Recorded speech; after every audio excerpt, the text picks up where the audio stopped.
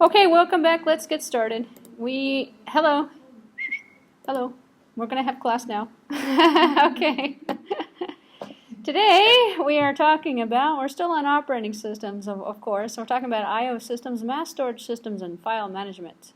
So it's a pretty quick and easy lecture. Not as technical as some of the other concepts that we've looked at so far, but equally as important in terms of the operating system and the services it's providing. So we're going to look at the concept of the file, so file concept and the structure, directory structures, file organizations, access methods, and the concept of protection. And I believe this is lecture 10. Actually, good question before I start. It is lecture 10. Okay, very good. It is lecture 10, so if you're downloading the slide set, if I go through it too fast, you can download it and go through it at a slower pace if you want. So what are we looking at? We're looking at operating system's functionality. Operating system provides the utility of accessing files, and which is really considered secondary storage. So secondary storage has directories, files, devices, all sorts of different things on it. In terms of the file concept, by its abstraction, it's a continuous logical address space. So the operating system abstracts from the physical properties of its storage, the device itself, and it defines a logical storage unit called the file. So the file is nothing more than some predefined bytes on a secondary drive that's giving us this abstraction. We put all the bytes together and we have this file. And then the operating system maps the files to the physical devices. We need an operating system to actually read the files off of the disk, and the operating system has to have the support for the file format so it knows how to read the particular file structure. So we have different types of files in terms of the concept. Data, programs, and documents. The data itself could be numeric, it could be character, binary, it could be stored in any format that might be useful for its data storage. The program itself is the source, it's the object code, it's loading an image essentially into the runtime environment. It's your exe file, usually stored in machine code. And then documents. Everyone is familiar with My Documents from the Windows days. And My Documents is nothing more than an abstraction of documents files that are stored in the hierarchy. In terms of the structure of the file, what we're looking at here is we could have there might be no structure at all, it might just be a sequence of words or bytes that are associated with the file. So we could say this file is called, might have a name or something, and then it's going to be associated to these bytes that come up with the definition of what this file actually is. And then we might have, let's say, for example, a simple record structure that might have lines, fixed length, variable length. Might be a specially formatted file structure called a record. Sort of similar to a database structure in terms of that file. And then we might have some more complex structures, formatted documents, relocatable file loads, load files, all sorts of different types like DLL files and object files and all sorts of different types of complex structures. We can simulate the last two with the first method of inserting appropriate control characters. In fact, the file itself, if we're going to format it, we're going to put in characters to tell us what we have. If you've ever actually opened up a Microsoft Word file in a text editor, you can see all the formatting information. There's a header at the top that says it's a Microsoft Word file. There's a bunch of information in there to set the format and other characteristics. So, in terms of how we're going to treat these files and the way the file structure is organized, the question of who decides, well, it's the operating system that decides and also the program. As an example, Microsoft Word decides the format of the Microsoft Word files that it's going to open. That's why there's a header in there. That's why there's information in there to basically help Word figure out, well, what is in this file? What's this data? How's the data supposed to be presented to the user? And how do we work with this file? Well, that's something that Microsoft Word as a program is going to tell you. In terms of file attributes, we have the name, the type, the location, the size, protection, maybe a protection bit, who can read, write, and execute it, the time, the date, the user identification, maybe some information about files are kept in the directory structure, might be maintained on the disk itself, might be in a different index, might be in the FAT sector, might be in all sorts of different locations outside of the file system itself. And to give you a slight example, some of the information is actually stored with the file depending upon the file system structure. And then we have to think, well, what file system structure are you talking about? Well, we have stuff like FAT, which is a file allocation table structure. FAT12, FAT32, different types of FATs. We have different types of Windows files, such as NTFS. We have NTFS Plus. We have HFS Plus. We have HFS. We have all sorts of different. We have Linux extended, extended 2. Different file system structures that define where the information is going to be stored for each file and how each file is going to be accessed and used. And it's up to the operating system to load on support.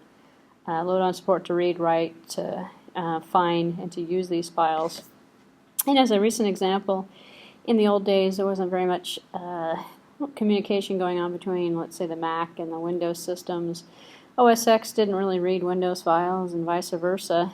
Now actually both operating systems have support for each other, which makes it more makes files more cross-platform compatible. You can actually get Microsoft Word for the Mac, you can get it for the PC, for the Windows system. And the files themselves are identical in terms of their format. And it's the file system that's being read by the operating system, and it's the operating system support as well as the application support that's making this happen. In terms of operations that are provided on files, a file is an abstract data type.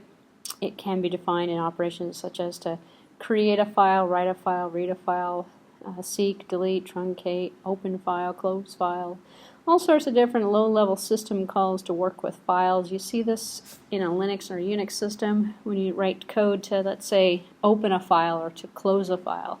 Open a file, read the bytes out line by line or byte by byte, do something with it. And in that example I just gave you, it would be the kernel operating system support that gives you the low-level system calls to open and close, to read, to write, all sorts of different utilities. So you might think that the operating system is sort of the gatekeeper to the file system. It loads the file system support, and it provides the ability, hold on a second, oh, there we go, the lights went off on us. It provides the ability to manipulate the file system directly from the operating system and not from a separate utility or something. Here are some file types and some names with some extensions on them. Executable files in a Windows system or exe, com, bin as an example. The function might be machine language programs themselves. Object code might be precompiled code but not linked. Source code, batch files, text files.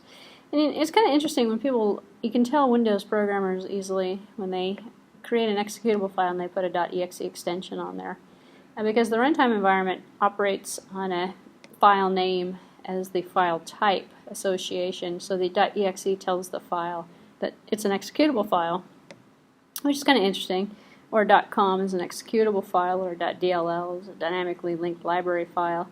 Not the case in a Linux or Unix environment, because the files themselves aren't identifying themselves as what they are. Instead, the content of the file is, and its inode information is identifying it as what it is. So in a Linux Unix environment, the classic executable file actually, it's going to be like, a.out or something, which is an output essentially, which can be called anything, doesn't even need a file extension. And when you run it, it's going to run just like any other executable file, given its properties are read, write, and execute, or just execute, which is needed. So the file extensions themselves have different meanings depending upon the operating system support for the file system and what file systems are actually being identified.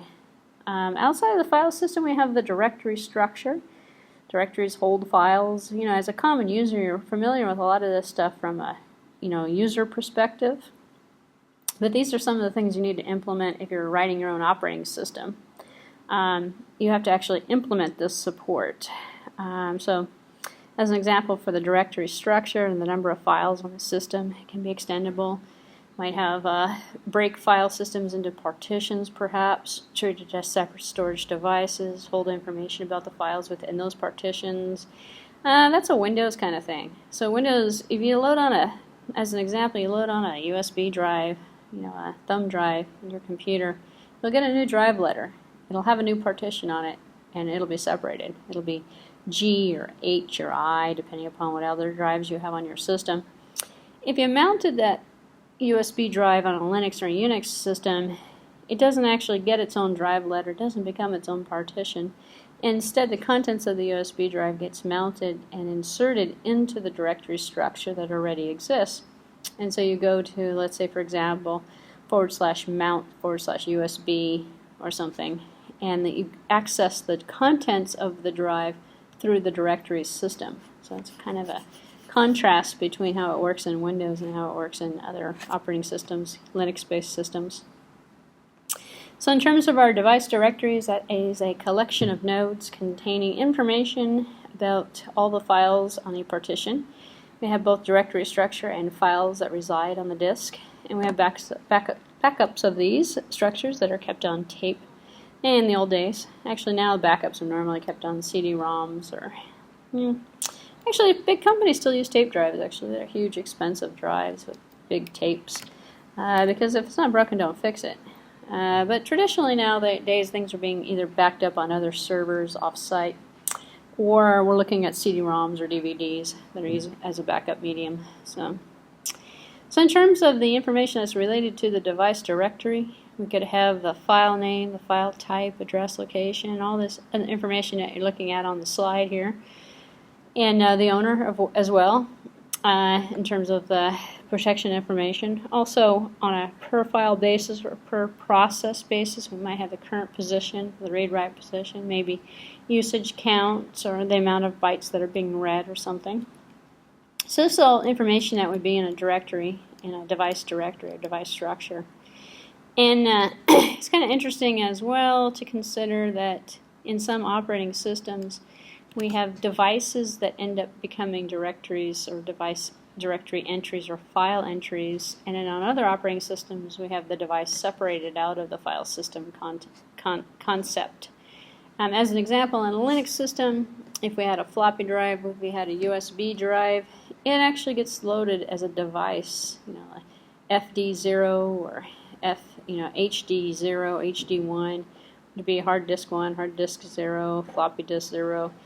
They would have device numbers associated with it. Device numbers would end up getting into entries into the directory structure, and we access the device through the file system, through file pointers, which is kind of interesting because we don't have that as a concept in Windows. In Windows, what we have are devices, and devices get loaded on with device drivers, and they get seen as a separate abstraction, or they get seen as a separate drive letter or something. We don't actually read and write to them via the file system. It's kind of an external concept to that.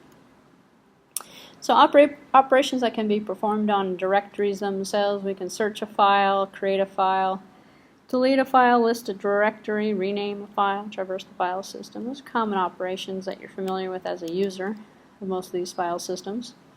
In terms of the logical directory organization, there's a couple of goals to it, because somebody has to decide essentially how we're going to organize this information. How are we going to present it to the users? What kind of tools are we going to give the users to manipulate these files and directories? Well, one of the most obvious characteristics is efficiency. It must be quick in locating files themselves, and it must be easy to use, but it must also be quick and efficient. Naming might also be convenient to users. So two users can have the same name, let's say example, for different files, and the same file may have several different names associated with it. It may also be nice to have some grouping. It's a logical grouping of files by properties, all Pascal programs, all other games.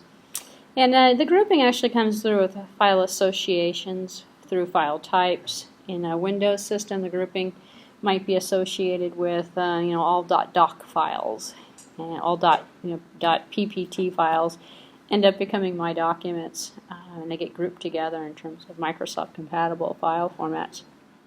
In a Linux or a Unix system, we're looking at more along the lines of grouping through property rights. So we can assign certain files to certain groups of users, and the groups of users would have access to them. So only people who had access to those particular files would actually see the files, and other people who did not have access to it per group or per maybe directory location or per mapping might not necessarily even be aware that those files actually even exist. So Outside of the structure of the directory, the most important kind of concept is the hierarchy that comes out of it. And the hierarchical abstraction is kind of interesting because it does vary among different operating systems. And as a user, you know this because you've been making directories, hopefully.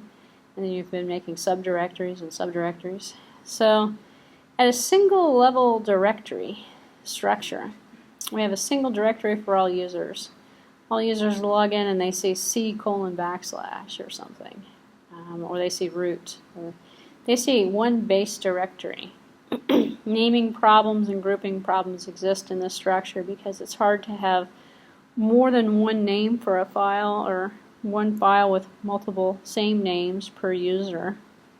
So one user couldn't have the same name in the same directory. So that would cause a problem. And as the number of files increase, it's difficult to remember the unique names that have been assigned. And as the number of users increase, users must have unique names for everything. So a single level directory structure doesn't really work too well. And it was kind of the antiquated kind of way of working with stuff. Actually, it is still being implemented. As an example, your thumb drives are single level directories. I mean, unless you load up a bunch of directories on it, the mount place usually gets put into a single directory entry or single level. Usually in a Windows system it would be a drive level, so which would give you the main directory level or root access. We can take that a bit further and go with a two-level directory structure. So it involves introducing the removing of the naming problem between users, and this is kind of like what Unix and Linux kind of follows through. Each user has a two-level directory called home, and in home, well, we actually have multiple levels passed to because we could have root, then we have home, which is off of root, and then out of home we have all of the different users, B. Hecker and Joe Smith, and everybody else would have their own directory off of that. So the first level contains a list of user directories. The second level contains user files. And you need to specify the path name, and you can specify file names for different users. So you can have home B. Hecker, home J. Smith, home other directories themselves. So system files are kept in separate directories or level 1, which might be efficient for searching. So was there a question back there? No? We're good? Okay. Two-level directories. In terms of our structure, we have a master file directory on the top, and then we have directory number 1, directory number 2, directory number 3, and inside the directories we have files. So, and this kind of seems kind of basic, but what this is doing is essentially giving you the overview of what you've been using for years as a user. But there are definitely some different implementations of it that you may not be familiar with. As an example, the tree structured directories. Linux actually uses a tree structured directory, where we have the root, and then we have subdirectories off of the root, and then we have files or subdirectories that are off of the subdirectories, and then you can kind of think of this sort of like a tree, and these are the leaves. The files end up being the leaves on the bottom of the tree, and these are the nodes that come off, and the nodes are the directories, and we can traverse through the directory structure through subdirectories to get to each one of the different nodes, so that we can essentially find the file that we're looking for. In terms of the tree structure directories, there might be an arbitrary depth of directories of certain length that we can go to. Leaf nodes are files, interior nodes are directories, as I mentioned before. It's very efficient for searching. We can put together a binary search tree for this and actually create a pretty efficient structure for looking for information, because it doesn't mean anything to create the directory structure if we can't search it. And it might also give us some grouping capabilities, and some of the current directory or working directory information might be available to us. As an example, going to spell, mail, program, or typing in type list or something. So MS-DOS uses a tree structured directory. So does, in theory, so does the Linux and Unix system, although the information is kept a bit differently. In the MS-DOS environment, we also have the absolute and the relative path name, same thing we have in a Unix environment, absolute from the root. So the absolute directory is absolute from the root. The relative paths are from the current directory, or from the current working point where we can change directories and manipulate the file system given a relative position.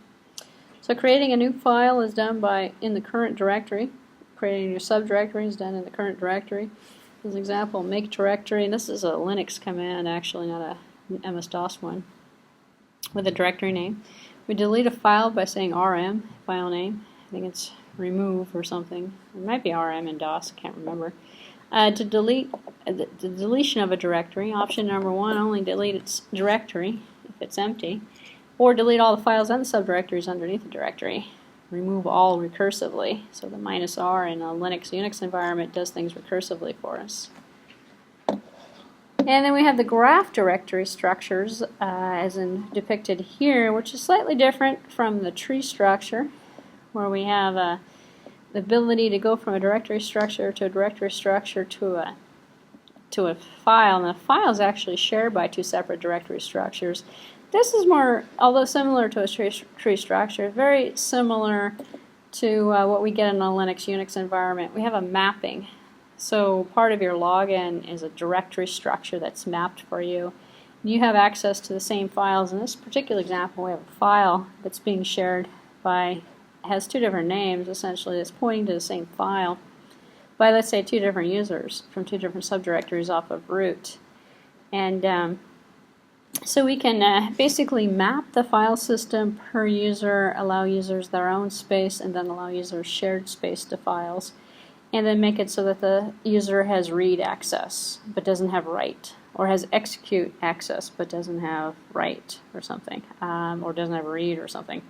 Anyway, so to the directories and also to the files, we can change the properties. So we can essentially map the same files to multiple different users with a different abstraction. And then each user has their own version of the particular mapping or the particular file system. So they allow sharing, as I mentioned. It's implemented by links. In fact, this is one of the differences as well. Thinking about links, we have symbolic links in Linux and Unix that we don't have in Windows. In Windows, we can rename a file because we're working with tree structures. We can copy the file from one location to another. We can copy it to another file name. We can rename the file, but we really only have one of that file. In a graph kind of environment, we can create what's called a symbolic link. Symbolic link is usually for a directory and a bunch of files inside of it. We create multiple ways of getting to the same directory. So instead of making a copy of it, we're creating multiple accesses to it.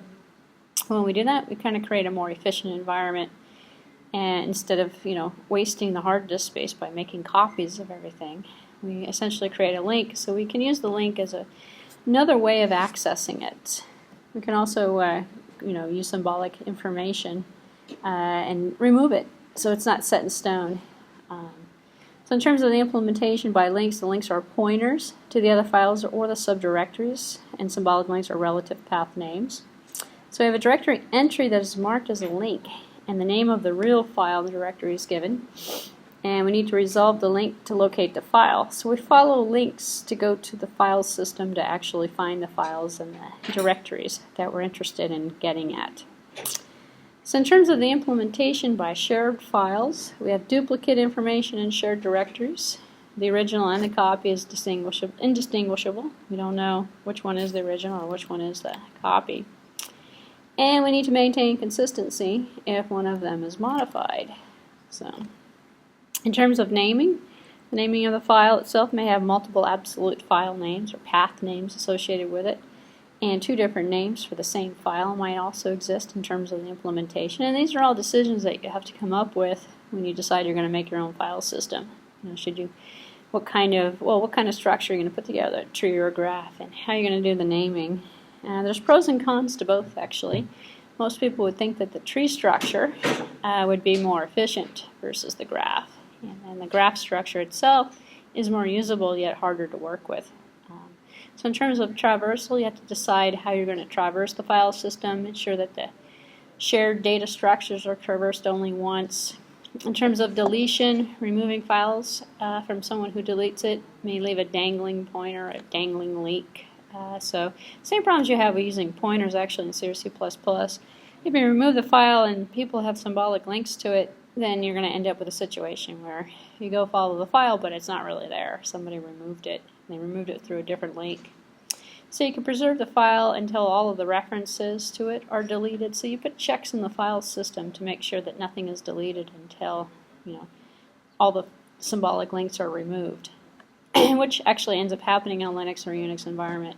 So if you try to delete something and there's links created that are also accessing it, then you're going to get an error message and the operation is not going to work. So you can keep a list of all references to a file. You can keep track of the number of references using a reference count technique. When the count is 0, then the file can be deleted. Or you can implement your own technique, depending upon how you would like to implement the file system. So here's a general graph of the directories themselves. And now we can end up with a situation here where we have a recursive. And this is a recursive directory, by the way, because this directory is actually this directory, which is this directory. And so we can end up with loops in the file system. And these things would be causing problems, actually. Because depending upon how you've got the graph structure created, it's going to give you difficulties in terms of, or actually it's going to lead to problematic situations in terms of traversing it, because you still got to traverse it or to read it. So. And as I mentioned before, I called this recursive. It's really a cyclical in terms of its implementation. So how do you guarantee that no cycles in the tree structure are going to exist?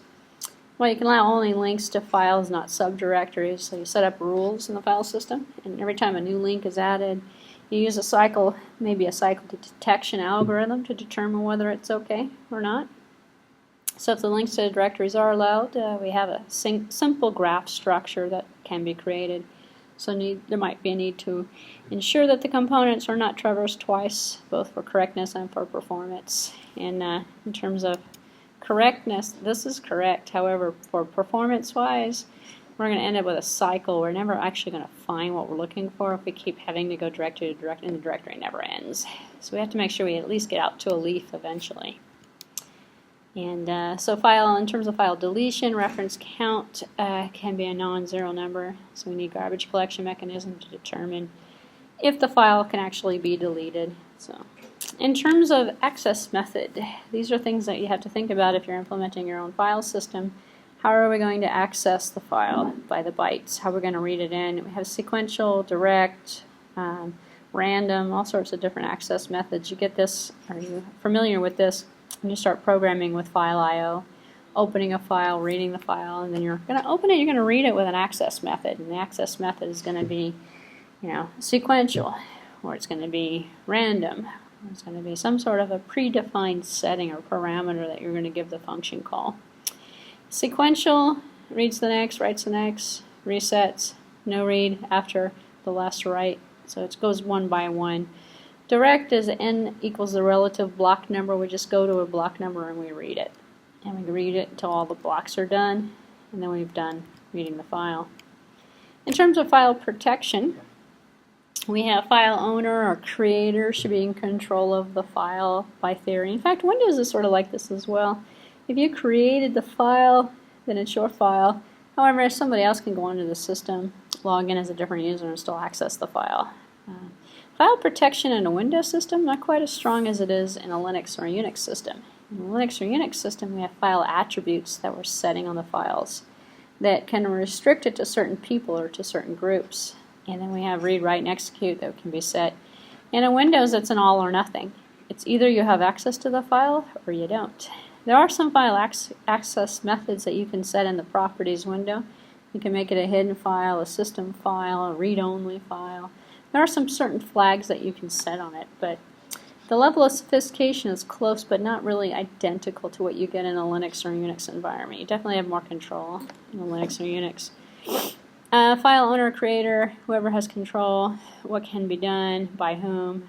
So the owner is going to tell what other people can do to it. Different types of access, read, write, execute, append, delete, list. These may not necessarily all be supported in every single file system out there, but this is a kind of an example of what file systems do support. In terms of access lists and groups, These are associated with each one of the files or directories with what's called an access list. So the problem might be the length of the access list. If it gets too big, a lot of files on the system, it might be a little bit hard to resolve that information. It might make it hard to figure out, after a user requests a file, it might be 10 minutes later, okay, you can have it now. So it's going to slow down performance. So as a solution, you might want to condense the version of the list.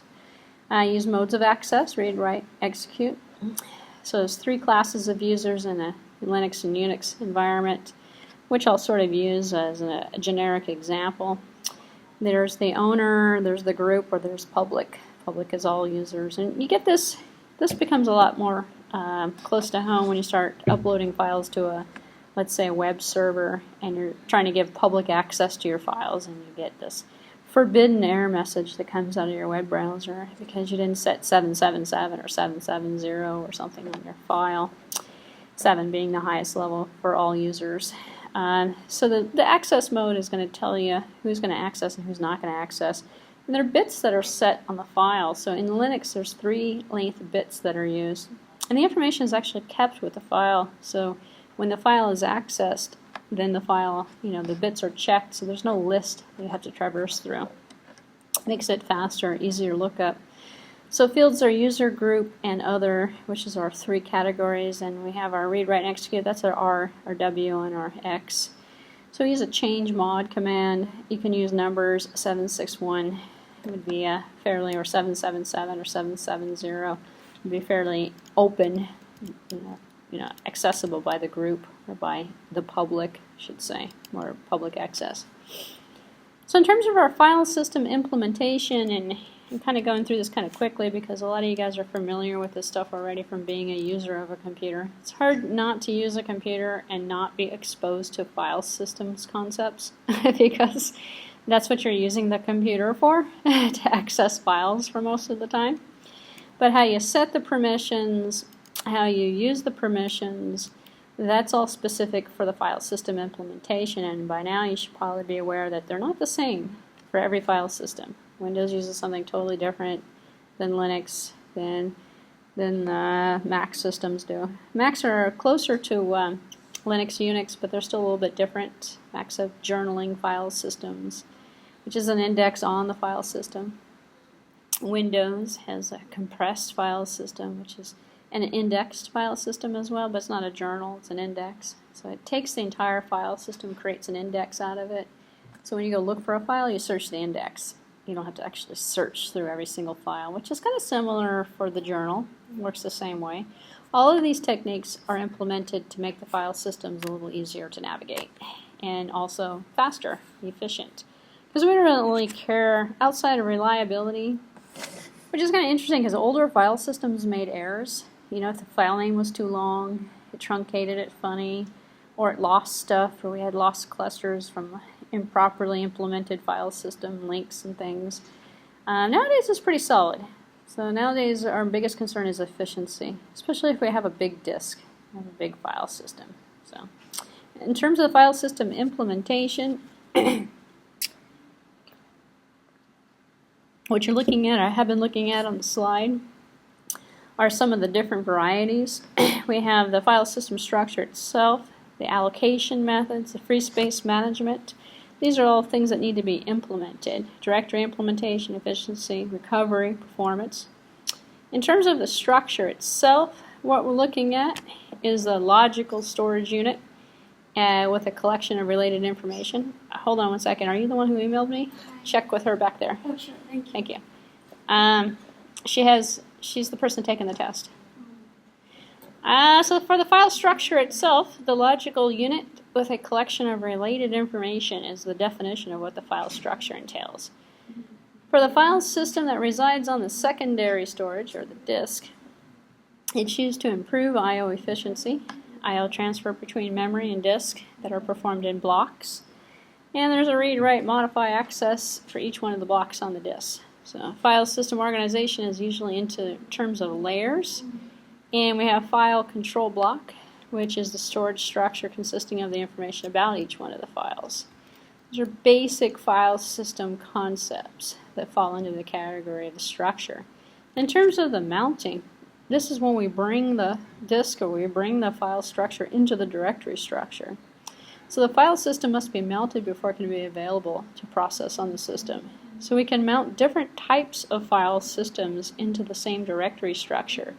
If we're working, actually modern day Windows does this as well, but if we're working in a traditional Unix or Linux environment, we just take this for granted, essentially. We load on the file system support, and then we can load in files of different file types. Hold on. Or take it right here. Yeah.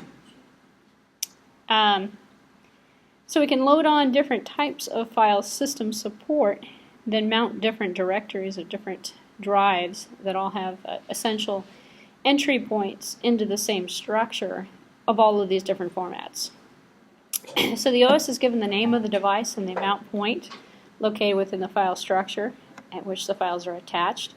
And then the operating system verifies that the device contains a valid file system itself. And then the operating system notes its directory structure and that a file system has been mounted and specifies the mount point. And then essentially the system has access to the file structure that is on the particular device that has been mounted at the particular location.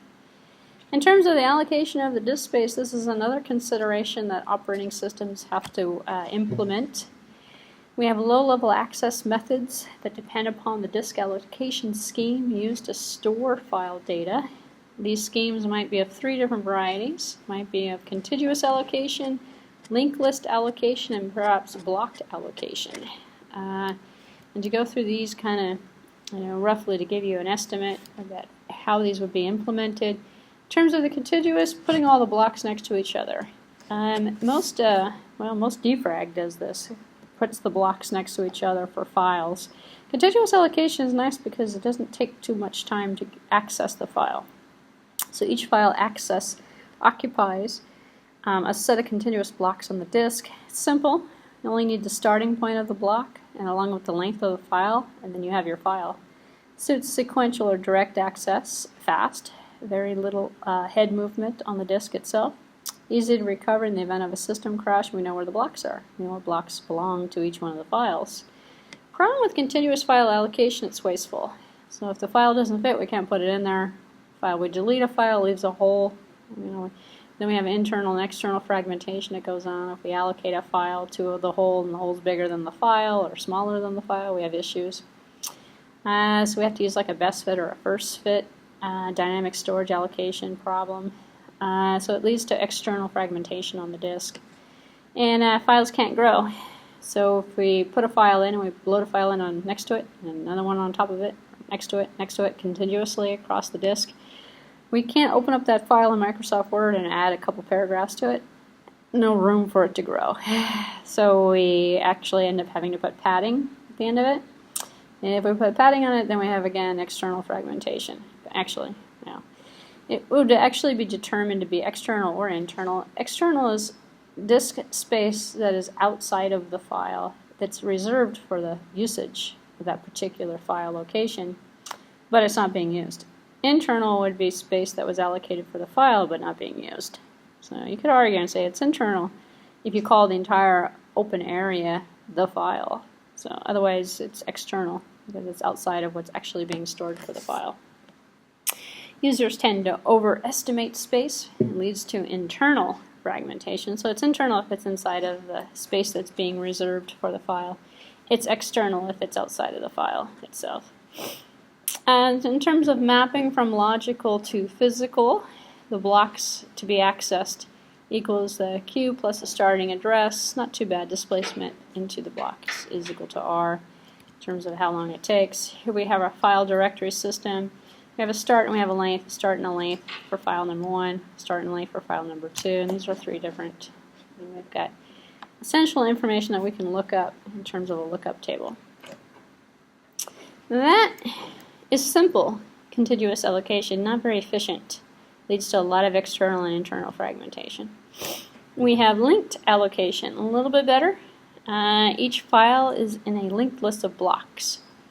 And so the blocks themselves may be scattered anywhere on the disk. We just use a bunch of blocks. We pick the blocks and we put it into the file. So most file systems, modern day systems, use a linked allocation structure. because it's more efficient, and the name of the file is basically identifying all of the memory addresses that are associated with all of the links. So blocks are scattered everywhere and anywhere on the disk. Each node is in the list can be fixed to a size of physical blocks or a contiguous collection of blocks. And the allocation is needed and then linked together via pointers, and pointers are used to allocate all the blocks together. So the disk space used to store the pointers as a block, let's say, is 512 bytes. The pointer disk address requires 4 bytes, so user sees 508 bytes of data. So the pointer is a list not accessible to the user, but it is a list that's associated with the file name. So a block is a pointer, and then we have data next to it, and we have a pointer and data next to it. Sort of like a linked list, if you're familiar with the concept. Where we have a file, and we have address. The address is a linked list, so each one of the blocks knows about the other. Problem we have with linked allocation, however, is, well, it's the same problem we have with linked list. We're only as strong as our weakest link. So one of the blocks gets corrupted, and we end up losing the rest of the file instead of that one block that got corrupted. So it's simple. You need only starting address. We have free space management, so it's space efficient, no fragmentation. Can grow in the middle, at the ends, no estimation of size is necessary. Suited for sequential access, but not random access, because we have to follow the links from the first block to the rest of the blocks. So it's good for sequential, we just can't do random access on those files. Directory table maps the files into the head of the list for the directory, so the mapping. Here would go a block to be accessed in the Q block. And the linked chain of the blocks representing the file displacement would equal to, into the block would be R plus 1, R plus the next one, R plus the next one. For some of the problems, it's slow. It defies the principle of locality. So talk about moving the arm or the head of the disk all over the place. We end up with a situation where we have to go from the beginning of the disk to the end of the disk to the middle of the disk to the end of the disk. In sort of a sequential fashion that link all these pieces together could be very slow. So the read access is going to be slow. You need to read through the linked list nodes sequentially to find the record of interest. Not very reliable, as I mentioned before. System crashes can scramble files being updated. You lose one link, you've lost half the file. So important variations of linked list methods. The file allocation table, or FAT, basically kept a table of this information instead of using the links themselves, which made it more recoverable. And then we have disk space allocation that's used by MS-DOS and OS2, which, well, that is used in both MS-DOS and OS2. Which is linked, it's a linked allocation, but it's held on a table, and the table is at the beginning of the disk. So the table is actually held on the disk as well. Use the table to resolve the links, which makes it more reliable and more recoverable. Outside of the FAT index, we can have an indexed allocation and skip the linked allocation method completely. In an indexed allocation, a pure indexed, it brings all the pointers together into it's called an index block. So we have a logical view. We have an index table with all of the blocks located in it. And here we have a directory, and the directory's got data, and we have an index block. Well, if you're in Linux or Unix, you call these inodes. And now we're looking at a Linux implementation of a linked indexed, which is not, an indexed allocation, not a linked allocation, which gives us a little bit quicker access because we're using an index instead of a FAT allocation table, and gives us the flexibility and all the benefits of the linked allocation, but we have an index block. So if the index gets messed up, and then the entire file system is gone, hosed completely, which is not really a good thing. So the weakness is on the index. If you're relying 100% on the index, then the index gets messed up, well then there goes your file system. So you need an index table in order to implement this, and it supports sequential, direct, or index access. So we now, instead of having just sequential access, we can support index and also direct. Dynamic access without any external fragmentation, but has the overhead of the index block. So we have that index we have to load up So it's a little bit, updating the file system takes longer than reading it because you have to update the index. So same kind of concept you have with databases when you start indexing the tables and then you start updating the table and you start making changes. Well, every operation cost spent for the table modification, you have an equal amount of time spent on the indexed allocation. So you just times 2 your efficiency, or minus, divided by 2, and you end up being less efficient. You have 2 things instead of 1 thing to update. So mapping from the logical to the physical in the file are maximum size of 256K words or blocks of 512 words. We need only 1 block of the index table. So we can map it directly in terms of only 1 block. In terms of the mapping from the logical to physical to a file, it's unbound length. So we have a linked scheme or we have a multi-level indexed in terms of the mapping. So in an index allocation, the linked scheme, the linked blocks of indexed tables, there's no limit on the size because it can just grow like a linked list, linked index. And then a multi-level index, we have 2 level indexes. To the first level, the block points to the set of second level index blocks, which in turn points to the file blocks themselves. We just add another level of abstraction to it, makes it a little bit easier to read. Increases the number of levels based on the maximum file size that's desired, and then the maximum size of the file is bounded. So here's our linked scheme with our index file, where we have an index block that has a link to another link. We essentially nest the links in the nest the links in the index blocks.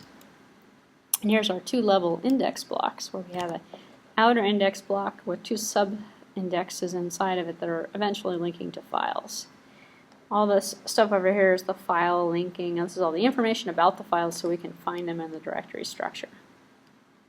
Here's a combined scheme, which is what Unix uses. So it's a 4K block here where we have combined with the information for the direct blocks of the index. We have the data that's associated with it. We have a single indirect, double indirect, triple indirect, all sorts of different types of direct or indirect, indirect access to the linked index. So in terms of free space management, an important issue might be, how do we find the blocks that we're going to use? So we could keep a list of the free blocks. This is kind of like memory management in terms of virtual memory, which we talked about already. Or we can have the blocks self-identifiable, mark the blocks free, set a bit on the blocks. So we have a bit vector, maybe. So we have a bitmap of free blocks that might exist. Easy to use for continuous files. An example might be the BSD file system uses this actually.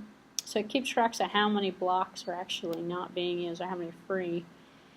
In terms of a linked list, we have a free list. So in a structure that's using a free list, keeps a linked list of the free blocks, makes them available. You can't get continuous space easily. Not very efficient because a linked list needs traversal. You have to look through each link itself has to follow sequentially from the beginning to the end. And there's no waste of space, however, if we keep a linked list for the free list.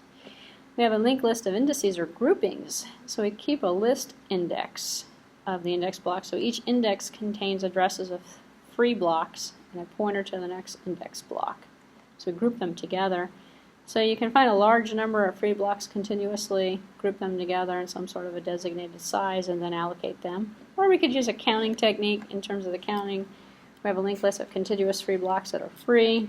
The free list contains a pointer and a number of free blocks starting with that address, and say, at this point we have 3 blocks. At that point we have 12 blocks. So we can tell how big the free space is. In terms of the need to protect, that comes out of the file system protection. It's another operating system kind of concept. It's, actually protection itself is an operating system concept. That's where we get the log in, the log out, the user management stuff. But in terms of the protection itself, we can have a pointer to the free list to protect that. The bitmap itself must be kept on the disk. Copy in memory maybe on the disk. We can set a bitmap essentially to set bits on or off that are associated with it to protect it, so that it's not going to be used, to say that this is going to be used, this is not going to be used, so that it can be shared with other programs or other utilities that might be looking for free space. In terms of the directory implementation, linear lists of file names with pointers to the data blocks. Simple to program. If we use a linear list, time consuming to execute, obviously. Linear search is to find the entry. Not very efficient from an algorithm perspective on searching and sorting. Sorted the list helps and allows for a binary search and decreases the search time. We could have a hash table, which is a linear list with a hash data structure to implement it. Decreases the directory search time if we use a hash structure instead of a list. We might have some collisions, which might be situations where two file names hash to the same location. And this stuff actually happens occasionally. This is when you start having really weird issues with your hard drive. You have, the file thinks it's open, but it's not open. The file doesn't close, or something weird happens. You open up one file and it messes up another file. Each hash entry can be a linked list. Resolves the collision itself by adding a new entry into the list. So efficiency and performance. The last kind of concept that's associated with directory structures. In terms of efficiency, well, that's going to depend on the disk allocation and the directory algorithms. So how are you going to allocate things on the disk, and how are you going to find them? So, which is kind of the main problem with each file system in terms of its implementation. The types of data that's kept in the file directory and the directory entry leads to the efficiency as well, and the dynamic allocation of kernel structures may also lead to efficiency. Performance might be improved by onboard cache for disk controllers, creating buffers. Disk cache itself, a separated section from main memory for frequently used blocks, block replacement mechanisms for least recently used, or free behind or free ahead, which moves blocks from the buffer as soon as the next block is requested. So if you can cache some of that information instead of having to read and write back and forth to the disk, if you cache it ahead of time, it might improve the efficiency in terms of the performance. So improve PC performance by dedicating sections of memory as virtual disk or RAM disk as well, which might come in handy. In terms of recovery, well, we're all familiar with that if we back up our hard drives. So it ensures that the system failure does not result in loss of data or data inconsistency. We can build recovery into the operating system, which would be a Linux and a Unix thing with FSCK to fix the file structure. Might be a FDIT, well, that's a format of disk in DOS. We don't really have an FSCK equivalent in DOS these days, but the file system itself runs consistency checks constantly, defrags itself. Nowadays, with all this automation that we have in the operating systems in Windows. So a consistency checker might run in the background, compares data in the directory structure with data blocks on the disk, tries to fix those inconsistencies when they exist. In terms of a backup, we might use the system programs to back up the data to another storage device. We don't really have magnetic tapes, but we don't have floppy disks anymore either. It's kind of an also. Replace those two words with CDs and DVDs probably, or USB drives. So, of course, USB drives aren't really as big as hard drives yet. So, and in terms of restore, that's where we're going to recover those lost files in the disk by restoring it from the backup. So, that was everything you ever wanted to know about file system support and file system concepts. And that concludes our look at file directories, file systems, and all those nifty little easy concepts when it comes to operating systems, because these particular concepts are used by users every day. So it's not something new. It's not something that you're not familiar with. So, questions, comments, or concerns? Nope. Good. We're done for today. See you next week. Yeah.